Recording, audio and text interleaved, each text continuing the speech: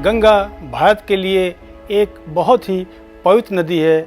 वह किसी के लिए आस्था की नदी है तो किसी के लिए मोक्षदानी है। वह लोगों को जीवन देती है, रोज़गार देती है और उनके स्वास्थ्य के लिए भी बेहद लाभकारी है। लेकिन इस बीच पिछले 50 वर्षों में गंगा में जो गंदगी बढ़ी और उसकी निर्मलता कम हुई, उसको लेकर देश के लोग काफ़ी चिंतित रहते थे।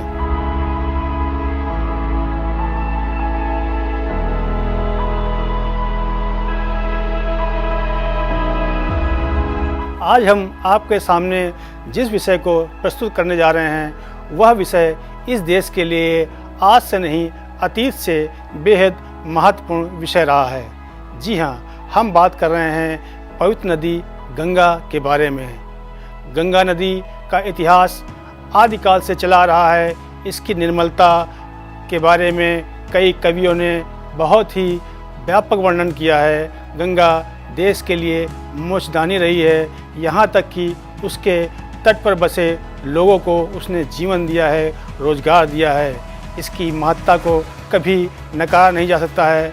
लेकिन ये दुर्भाग्य का विषय है कि जैसे जैसे देश ने विकास किया, कल कारखाने लगे, गंगा का स्तर गिरता गया, उसकी निर्मलता कहीं गुम होती गई। पिछले 50 वर्षों में गंगा नदी में नालों, सीवरों और उद्योगों के केमिकल युक्त कचरों के मिला देने से वह मैली होती गई, जिसे लेकर कई आंदोलन हुए, कई सरकारी प्रयास हुए, पर गंगा साफ, स्वच्छ और निर्मल नहीं हो सकी।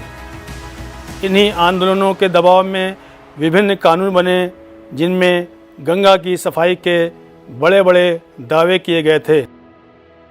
1988 में गठित गंगा एक्शन प्लान की शुरुआत भी इसी दबाव का एक हिस्सा थी।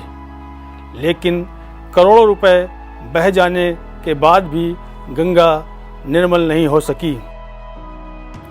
1994 में एक्शन प्लान फेज़ 2 आरंभ हुआ, लेकिन परिणाम शून्य ही रहे।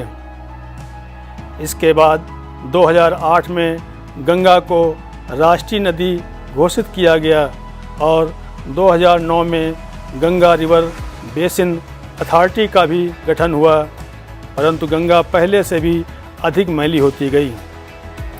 इसके बाद इस साल प्रधानमंत्री नरेंद्र मोदी ने गंगा नेशनल काउंसिल की एक बैठक कानपुर में आहूत की, जिसमें उन्होंने यह निर्णय लिया कि हमें 2020 तक गंगा को निर्मल करना है। इसके लिए उन्होंने एक बड़ी धनराशि भी आवंटित की। वर्ष 2014 में मां गंगा की सफाई का वादा कर सत्ता में आने वाले प्रधानमंत्री नरेंद्र मोदी ने जब नमामि गंगे नाम की एकीकृत गंगा संरक्षण मिशन परियोजना शुरू की तो कुछ उम्मीद जगी, पर वह सफलता नहीं मिल सकी जिसकी उम्मीद जताई जा रही थी।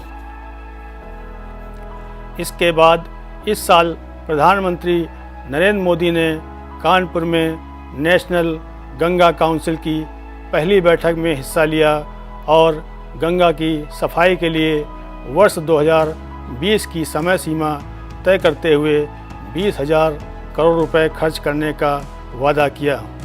लेकिन इसके पहले ही पूरी दुनिया में डर और दहशत का दूसरा नाम बने कोरोना वायरस के कारण देश में लगे लॉकडाउन ने जहां लोगों और सरकारों के लिए तमाम चुनौतियां खड़ी कर दी हैं, वहीं मोक्षदानी गंगा नदी के लिए ये दौर वरदान साबित हो रहा है। लॉकडाउन की वजह से इन दिनों कल कारखाने बंद हैं। गंगा के घाटों पर श्रद्धालुओं की आवाजाही भी ठप हो गई है। घाटों पर ना गंदगी फैल रही है और ना ही गंगा में टैनरियों का गंदा पानी गिर रहा है।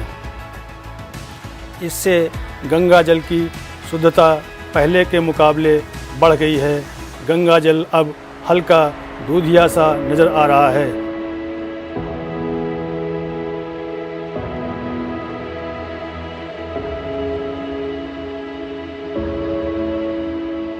देश के प्रमुख तीर्थ हरिद्वार और ऋषिकेश में गंगा जल अब पीने योग्य हो गया है।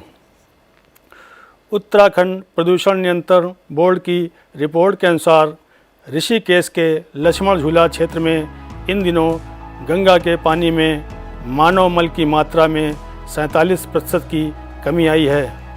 ऐसे ही ऋषिकेश में बैराज से आगे यह कमी 46% की है, जबकि हरिद्वार में बिंदु घाट के पास 25% और हर की पैड़ी पर 34% कमी दर्ज की गई है। लॉकडाउन के दौरान हर की पैड़ी पर गंगा का पानी क्लास ए स्तर का हो चुका है।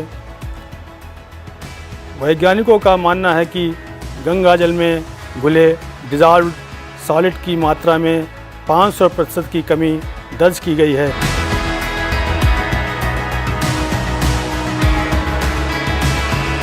अब हाल यह है कि नरोरा, फर्रुखाबाद, कानपुर, प्रयागराज, वाराणसी और गाजीपुर में पानी शुद्ध हो गया है, लोगों के पीने लायक हो गया है। इसको लेकर लोगों में काफ़ी खुशी है। साथ ही इस बात का इस लॉकडाउन ने संकेत दे दिया है कि मानव को अगर गंगा नदी को बचाना है तो उसे शुद्ध और साफ रखने के लिए आगे आना होगा।